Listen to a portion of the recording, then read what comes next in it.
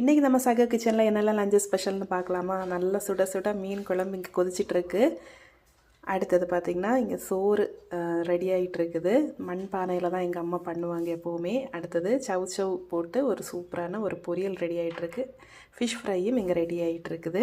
இனி நம்ம இலையில போட்டு சாப்பிட்டுக்கலாமா. முதல்ல வந்து மாங்காய் ஊறுகாய் வச்சுக்கலாம்.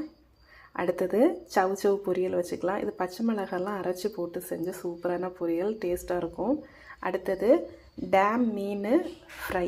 இது வந்து கொஞ்சம் காரசாரமாக இருந்தால் தான் நல்லாயிருக்கும். இந்த டேம் ஃபிஷ் ஃப்ரைக்கெலாம் மிளகு இதெல்லாம் கொஞ்சம் காரசாரமாக போட்டு சூப்பராக பண்ணலாம். அடுத்தது சாதம், சுட சுட சாதம் வச்சுக்கலாம்.